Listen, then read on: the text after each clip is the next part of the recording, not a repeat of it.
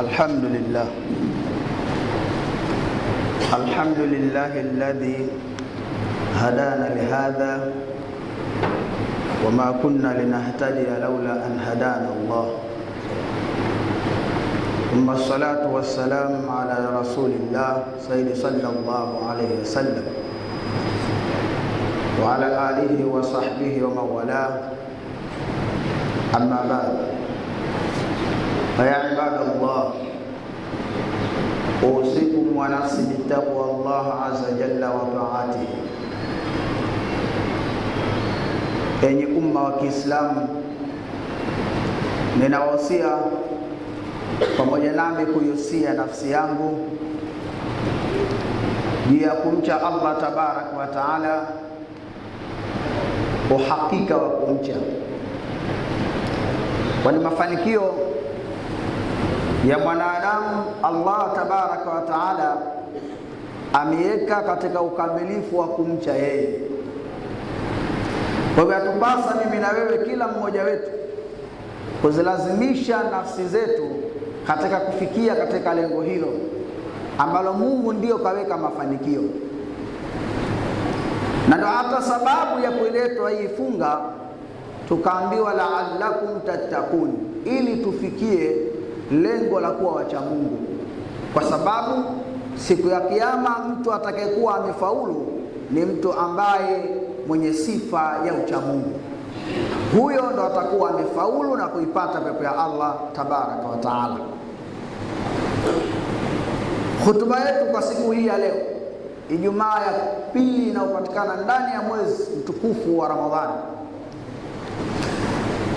tutazungumzia mambo ya funga,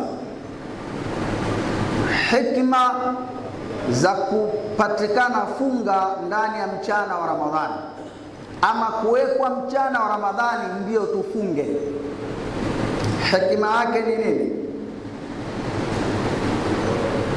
Tukaelezwa kwamba an-naharu waqtu ibtighai min fadlillah, sababu ya kuwekwa funga mchana, kwamba mchana ndio wakati wa watu kushughulika kutafuta fadhila za Allah, kutafuta riziki mbalimbali, kutafuta fadhila mbalimbali katika maeneo mbalimbali, na ndio sababu mchana ikawekwa funga.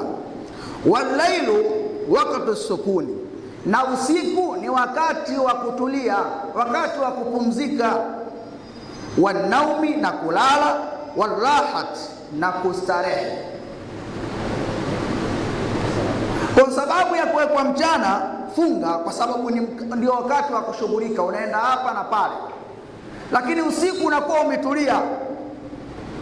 Wabidalili kaulihi taala, na kwa dalili ya kauli yake Mwenyezi Mungu mtukufu anasema, Allahu alladhi ja'ala al-laila wan-nahara, Mwenyezi Mungu yeye ndo ambaye amefanya ama ameujalia usiku na mchana, litaskunu fihi, ili upatikane utulivu ndani yake, waltabtahu, na kutafuta min fadhilihi, fadhila zake. Kwa hiyo utulivu upatikana majira ya usiku.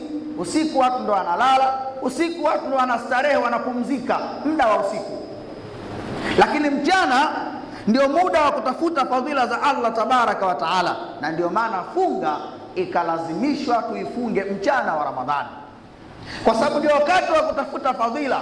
Ukiwa uko macho ndio utaona thamani ya funga. Haiwezekani ufunge alafu ukalale. Ingekuwa funga imelazimishwa usiku, kila mmoja funga angeiweza.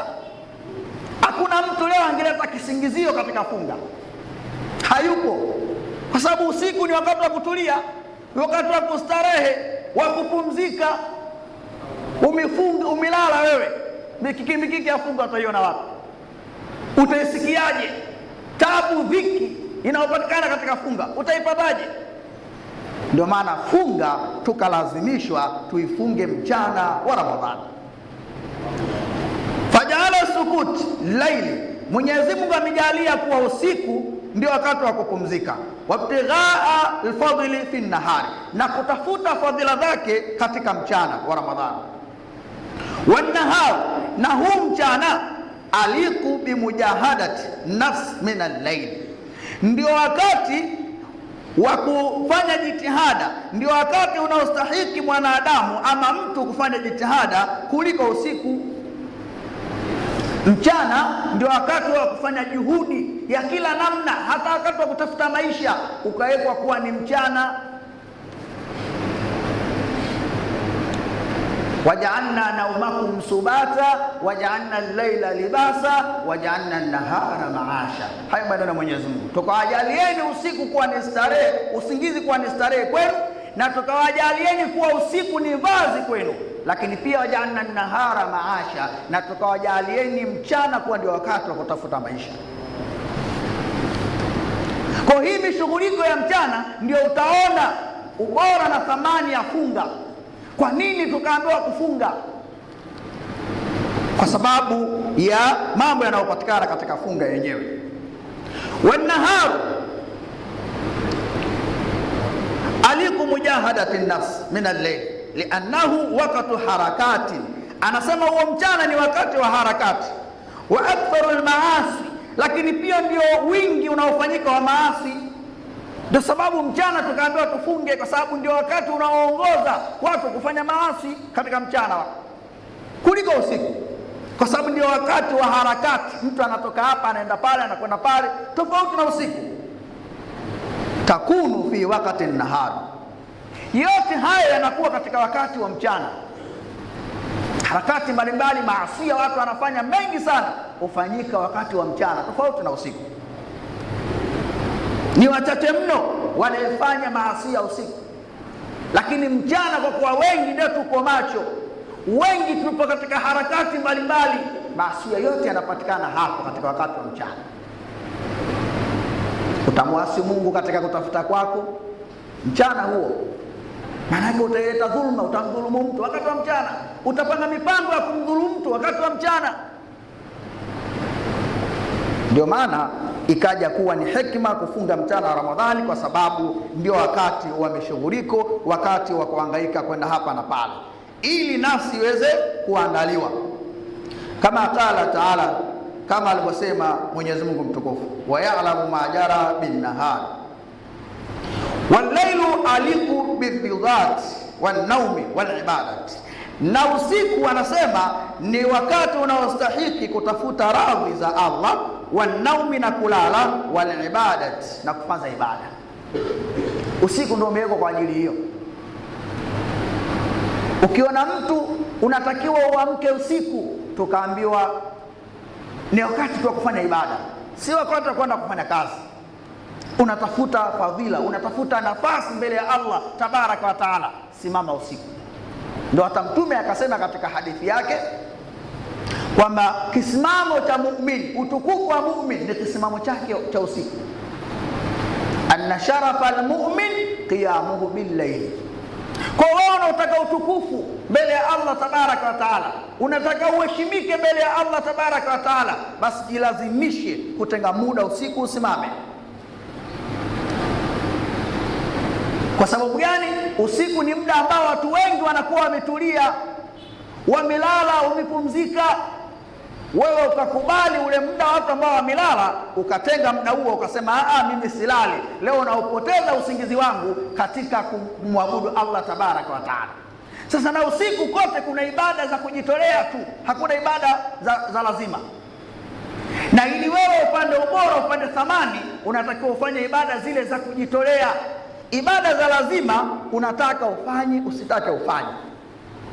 Na ndio maana hata ikapitishwa hukumu katika sheria ya Uislamu kwamba ukiziacha hizo ibada za kifaradhi, kuna hukumu maalum zimewekwa ufanyiwe hapa hapa duniani kabla hata hujafa.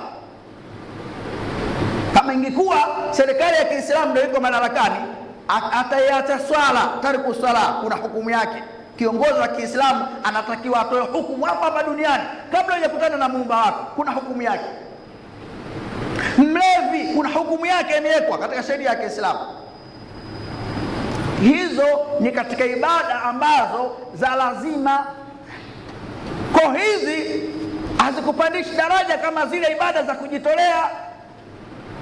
Kama leo tunavyoona, ukienda kazini Unapofanya kazi leo, umeingia ofisini sehemu, umeajiriwa wewe, unafanya kazi hapo, bosi anakuambia kazini kwangu nataka ufike saa 2 asubuhi, mpaka saa 11 tutaruhusiana uende nyumbani kwako.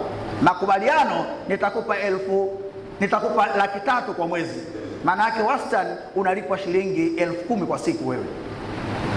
Ndani ya masaa takribani 7 ima 9 unaitumikia shilingi 10,000. Hii ni lazima, unataka usitake unabidi uripoti. Lakini bosi anakuja anasema, kwa kuwa kazi yangu nataka iende haraka, nimalize kazi kwa upesi, mambo yaende vizuri, anakuja analeta kitu kinaitwa overtime. Hii sasa ni kazi tunaita ya sunna. Hii overtime si lazima, ulazimishi. Bosi anakuambia hiyo overtime, na kwa overtime anakuibia muda wako ule wa ziada ambao unatakiwa ukapumzike pengine na familia yako. Anakuambia muda huu nitakulipa kwa haya masaa 2, nitatoa 40,000. Ukikubali kubaki kuanzia saa 11 mpaka saa 1 usiku, kila saa nitakupa 20,000. Tazama, ndani ya masaa 9 mmesaini katika hii tu unaingiza shilingi 40,000. Kwa nini? Hii kazi ya kujitolea, ama masaa 2 ya kujitolea, kwa lazima aweke ofa ili wewe ukubali kubaki. Na ndio katika ibada hivyo hivyo, ibada za usiku ndio ibada za ofa zinazokupandisha wewe daraja. Inna sharafa almu'min qiyamuhu bil-layl, maneno ya Mtume hayo. Wewe kama unautaka utukufu, unautaka ukubwa, wewe simama usiku. Kwa kuwa ni usiku, hakuna ibada ya lazima, ni ibada ya khiari, ukaambiwa simama usiku, na paka iko malipo makubwa ukisimama usiku. Kwa hiyo tukaambiwa usiku ndio wakati wa kutafuta radhi za Allah, kujitenga kutafuta radhi za Allah, lakini pia ndio wakati wa kulala na ndio wakati wa ibada. Li'annahu waqtu sukuni, hakika yake usiku ni wakati wa kutulia. Falamma kana saumu yuhadhibu nafsa min shahawatiha, hakika imekuwa somu ni yenye kumuondolea mtu matamanio. Washahawatu, na matamanio, inama takthuru fi nahari min al-layl, hakika matamanio yanakithiri sana wakati wa mchana. Na ndio maana sababu ya funga kuwekwa mchana, kwa sababu wakati wa matamanio, mtu wana matamanio ni wakati wa mchana, si usiku. Kwa ndio maana sababu ya hikma kulazimishwa funga ya Ramadhani, tuifunge mchana wa Ramadhani na si usiku. Nasaba an yakuna saumu fi nahari, hiyo ndo nasaba ama ndo sababu ya kusababisha funga kuwekwa mchana wa Ramadhani, kwa sababu ya hayo matamanio, minal laili, kuliko usiku. Wa nasaba an yakuna munajat wan naum wal istighfar fi laili wakati sukuni, na sababu ya kuwa wakati wa kufaulu na wakati wa kulala na wakati wa kuleta istighfari ukawekwa usiku, kwa sababu usiku wakati sukuni ndio wakati wa kutulia, wakati wa kutulizana. Huo usiku ndio wakati wa kutulizana. Lidhalika, kwa hilo, tara kathira min al-ayat, utaziona aya nyingi taamuru, zinamwamurisha al-insana, mwanadamu, bil istighfari fi waqti al-layl, kuleta istighfar katika wakati wa usiku. Aya nyingi utaziona ziko hivyo, zimekuja hivyo. Qala ta'ala, wa bil ashari hum yastaghfiruna, na katika nyakati za usiku ndio wakati wa kuleta hizo istighfar. Kwa ndugu zangu ni katika imani, mwezi wa Ramadhani sababu yake kuwekwa mchana wa Ramadhani ndio tufunge, si usiku kama Ramadhani hamna. Ramadhani pia usiku ipo, lakini ibada yenyewe ya funga tukalazimishwa kuwekwa mchana wa Ramadhani, kwa sababu ndio nyakati ambazo wewe utaiona thamani ya funga katika wakati wa mchana wa Ramadhani, na si usiku. Ingewekwa usiku, leo kila mmoja angeweza kufunga, kila mmoja, sababu unafunga hapo unaenda unalala, usingesikia adha ya funga wewe, usingesikia. Kwa hivyo ndugu zangu ni katika imani, haya ndio mambo ya kuyazingatia, ya kuyafanyia kazi, kwa sababu ni nyakati ambazo tumeambiwa ndio nyakati ambazo za matamanio. Tujizuie na matamanio hayo ili funga zetu ziweze kukubalika. Lakini pia usiku ndio wakati wa kujitenga. Tunataka ukubwa, tunataka cheo, tunataka thamani zetu zipande mbele ya Allah tabaraka wa taala, basi tujilazimishe kusimama usiku. Allah tabaraka wa taala yakulu wa huwa asdaqul qailin فإذا قرأت القرآن فاستعذ بالله من الشيطان الرجيم. أعوذ بالله من الشيطان الرجيم. الله الذي جعل الليل والنهار لتسكنوا فيه ولتبتغوا من فضله. بارك الله لنا بالقرآن العظيم ونفعنا وإياكم بالآيات والذكر الحكيم. أقول قولي هذا استغفر الله لي ولكم ولجميع المؤمنين والمؤمنات والمسلمين والمسلمات فاستغفروه إنه هو الغفور الرحيم وهو البر الكريم. فادعوا الله.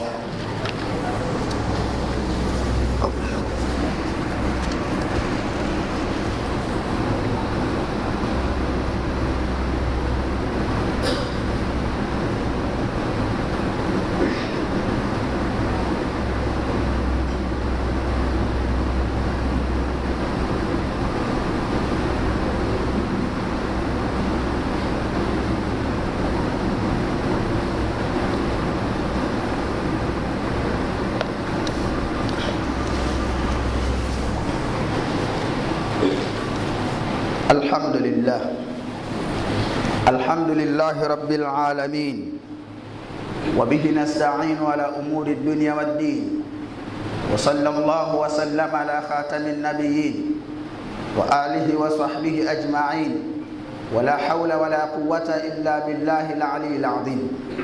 رب اشرح لي صدري ويسر لي أمري واحلل عقدة من لساني يفقه قولي. إنه من سليمان وإنه بسم الله الرحمن الرحيم. وبعد، فيا عباد الله أوصيكم ونفسي بتقوى الله عز وجل وطاعته. Enyi umma katika imani, ninawahusia kwa mara nyingine tena pamoja nami kuihusia nafsi yangu juu ya jambo adhimu la kumcha Allah tabaraka wa taala, kwani hawajapatapo waja wa Allah kuhusiana jambo lililokuwa bora kama jambo hili la kumcha Allah tabaraka wa taala. Tumo ndani ya mwezi mtukufu wa Ramadhani, mwezi ambao tumeambiwa ndio mwezi wa kusababisha sisi kufikia hiyo daraja ya uchamungu, kama tutautumikia ipasavyo, vile tulivyoelekezwa tukaufanya vile tulivyoelekezwa, basi tunaambiwa ndio sababu ya kufikia hiyo daraja ya kuwa wachamungu.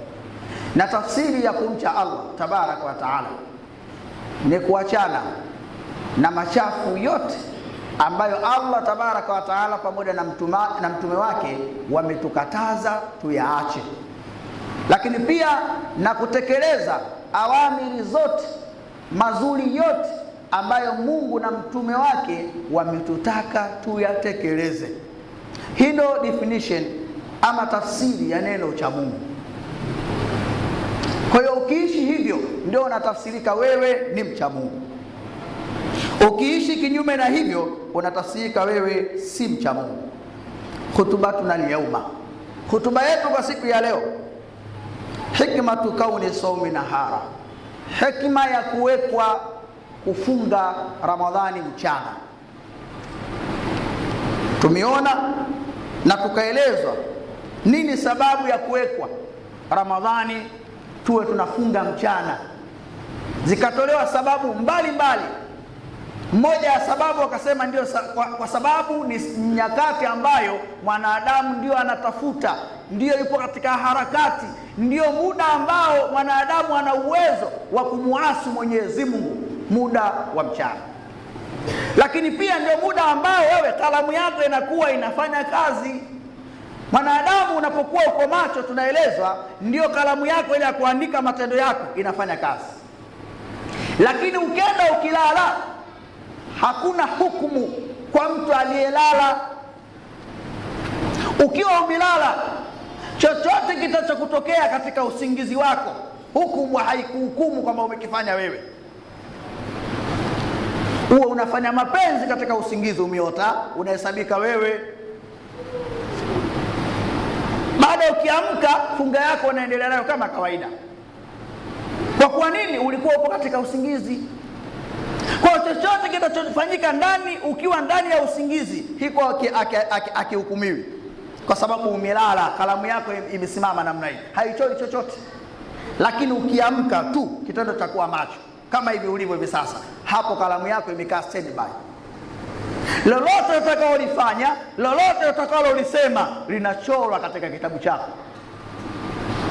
Umeongea zuri, litaandikwa, manake kuna malaika maalum kawekwa upande wako wa kulia, huyu anaandika mazuri yako yote, matendo na maneno. Alafu kuna malaika maalum kawekwa mkono wako wa kushoto, huyu yeye anaandika mabaya yako, yawe maneno yawe matendo. Kwa hatujaachwa hivi hivi. Hata ujifungie wapi, ujifiche wapi mwanadamu, ukaamini hapa hakuna anayeniona, lakini tambua wapo malaika wawili hawa umewekewa, wanakuona na wanachora. Na ndio maana siku ya kiyama kutakuwa na kukabidhiwa madaftari yetu. Alafu kuteata lile dogo ambalo hapa duniani ulilizarau, unakuta limeandikwa humo. Ndio mwanadamu atajuta, atasema ni kitabu cha design gani hiki? Hata hili dogo nalo limeandikwa. Kwa hujaachwa bure bure, kama mwenyewe Mungu anavyosema, ayahsabu al-insanu an yutraka suda, hivi anadhani huyu mwanadamu tutamuacha tu hivi hivi bure bure? Kwa hiyo hajatuacha bure bure, katuwekea walinzi maalum wa kutufuatilia matendo yote. Tofauti na hii ibada ya funga tu. Ibada ya funga Mungu akajipiga kifua akasema ni ya kwangu mimi, na mimi ndio mlipaji, na mimi ndio mkaguzi wa ibada ya funga. Yaani ibada ya funga uliofunga hapo, hata malaika hajapewa kazi ya kuiandika ibada hiyo. Hii mkaguzi muumba mwenyewe. Maana yake katika ibada Waislamu tunatakiwa tuwe makini nayo katika kuifanya. Hakuna kama ibada hii ya funga, kwa sababu mtazamaji wa hiyo ibada ni Allah mwenyewe. Hebu leo uvuta taswira, uko kazini, alafu siku hiyo unaamka unafika ofisini, unaambiwa leo mkaguzi anaotusimamia leo yuko mkurugenzi mwenyewe wa ofisi. Leo hajatupa supervisor leo wala manager leo. Leo kashuka bosi mwenye, mkurugenzi ndio yupo ofisini leo, anapitia wafanyakazi wake wote. Namna gani siku hiyo utakapokuwa na umakini wa kufanya hiyo kazi? Kama ulikuwa ukiwa eneo la kazi unachezea simu, siku hiyo simu utazima kabisa, utaki hata mtu akutafute, ili usionekane mzembe katika eneo la kazi. Sasa ndio ibada hii jamani ya funga. Mungu anasema anaikagua mwenyewe, hata malaika hawajapewa kazi ya kuikagua ibada ya funga. Asaumu li wa annahu majziyun bihi. Funga jamani ni ya kwangu mimi, na mimi ndo mlipaji wa funga. Hayo maneno ya Allah tabaraka wa taala katika hadithi al-Qudus. Kwa hivyo natakiwa tuwe makini mno katika kuyatenda hayo.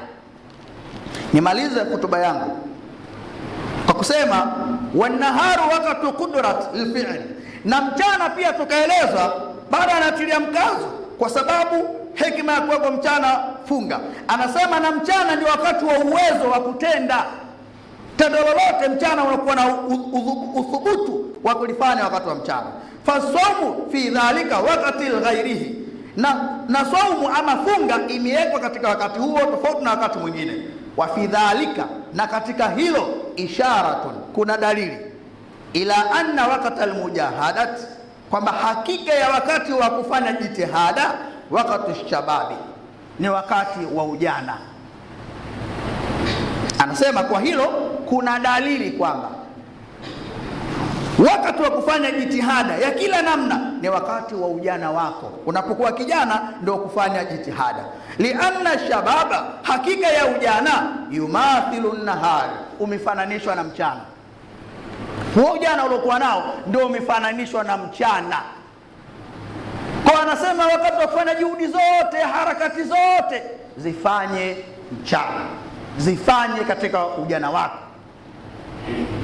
Sasa anasema hilo lichukue fi maishatika kulliha, katika maisha yako yote lichukue hilo, kwamba mchana ndio wakati wa kutafuta, ama katika ujana ndio wakati wa kutafuta fadhila za Allah, ndio wakati wa kufanya jitihada huo mchana. Mshairi anasema itab fi sigharika, pata tabu katika udogo wako wewe, pata shida katika udogo wako. Kai tatamata fi kibarika, utakuja kustarehe wewe katika ukubwa wako. Ndio kama katika funga tunaambiwa lisaimi farahatan, katika funga kuna furaha mbili kwa mfungaji. Farahatun inda alfitrihi, furaha ya kwanza wakati wa kufungua kwake, wa farahatun inda liqa'i rabbih, na furaha nyingine wakati anapokutana na Mola wake. Huyu mfungaji ana furaha mbili tumeambiwa. Furaha ya kwanza wakati kule wa kufungulia kwake, lakini furaha ya pili ni muda ambao anakutana na muumba wake. Kwa nini? Kwa sababu mfungaji kaandaliwa siku ya Kiyama pepo maalum. Katika ile milango 8 ya pepo kuna mlango unaitwa Babu Rayyan.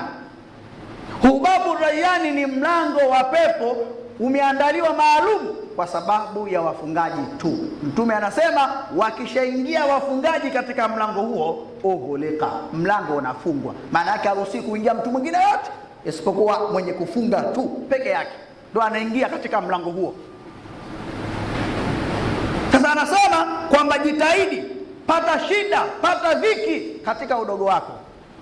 Maana yake katika ujana wako angaika, pata shida, fanya kila aina ya ghasia, uje kustarehe katika ukubwa wako. Alkadhalika pia fanya mema, fanya mazuri, jitahidi kufanya kila aina ya ibada katika ujana wako, huo ujana, ili ukubwani kwako wewe usipate shida. Hata umauti ukikukuta katika ukubwa wako, wewe tayari ulishajipanga, ulishajiandaa ukiwa katika kijana. Kwa nini? Kwa sababu katika uzee kuna matukio mbalimbali ambayo wewe yatakukumba.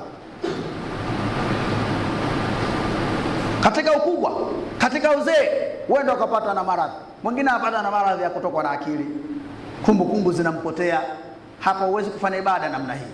Kwa kama ulipoteza ujanani ndio ushafeli. Mwingine anapata na ugonjwa wa kikojokojo, na wengi taaluma hatuna. Hujui wewe ukipata na ugonjwa huo ufanyeje ibada.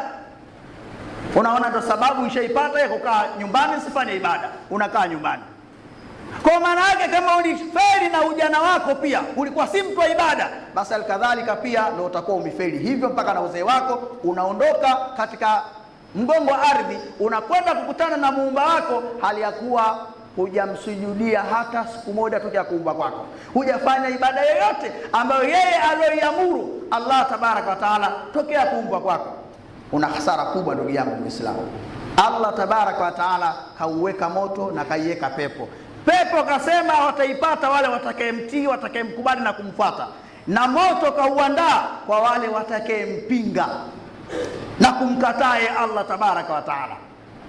Moto kauweka kwa ajili ya watu hao. Kwa wewe Muislamu, ikiwa unafuata amri za Allah, jiandae pepo ya kwako. Tena tembea kifua mbele, ukihakikisha amri za Allah unazifuata. Lakini ukijiona amri za Allah uko nazo mbali, wewe mpango wa Mungu huna, dini ya Mungu imeukalia mbali kabisa, kila sala la kimungu wewe mpango nalo huna, wewe jiandae kwenda kuwa kuni katika moto wa Jahannam, kwa sababu Allah ndio kaweka mpangilio wake hivyo wa kulipa. Tumuombe sana Allah tabaraka wa taala atujalie mimi na wewe miongoni mwa kusikiza maneno na kufuata yaliyokuwa mazuri. Inna Allaha malaikatahu yusalluna ala nabi ya ayyuhalladhina amanu sallu alayhi wa sallimu taslima. اللهم صل وسلم على سيدنا محمد وعلى آل سيدنا محمد كما صليت على سيدنا إبراهيم وعلى آل سيدنا إبراهيم وبارك على سيدنا محمد وعلى آل سيدنا محمد كما باركت على سيدنا إبراهيم وعلى آل سيدنا إبراهيم في العالمين إنك حميد مجيد. وارض عن كل صحابة أجمعين، أمير المؤمنين سيدنا أبو بكر الصديق، وأمير المؤمنين سيدنا عمر بن الخطاب، وأمير المؤمنين سيدنا عثمان بن عفان، وأمير المؤمنين سيدنا علي بن أبي طالب، وعن بقية أزواج رسول الله سيد صلى الله عليه وسلم أجمعين. اللهم اغفر المؤمنين والمؤمنات والمسلمين والمسلمات الأحياء منهم والأموات. اللهم أعز الإسلام والمسلمين اللهم أعز الإسلام والمسلمين اللهم أعز الإسلام والمسلمين وأذل الشرك والمشركين وأذل الشرك والمشركين وأذل الشرك والمشركين. عباد الله إن الله يأمركم بالعدل والإحسان وإيتاء ذي القربى وينهى عن الفحشاء والمنكر والبغي يعظكم لعلكم تذكرون فاذكروا الله العظيم أذكركم واشكروه على نعمه يزدكم ولذكر الله أكبر والله يعلم ما تصنعون فأقم الصلاة. Assalamu alaikum warahmatullahi wabarakatuh. Tunatangazia wafuasi wetu kama tuna mabadiliko ya jina kutoka Kijibo TV kuingia Iqrabi TV. Kwa hiyo tunawaombeni msubscribe Iqrabi TV. Channel ni ile ya Kijibo TV kuingia katika Iqrabi TV. Kwa hiyo kuanzia sasa hivi tutaita Iqrabi TV. Kuanzia sasa hivi tutaita Iqrabi TV. Kwa hiyo kusubscribe channel yetu ya Iqrabi TV. Iqrabi TV. Asanteni sana, karibuni sana.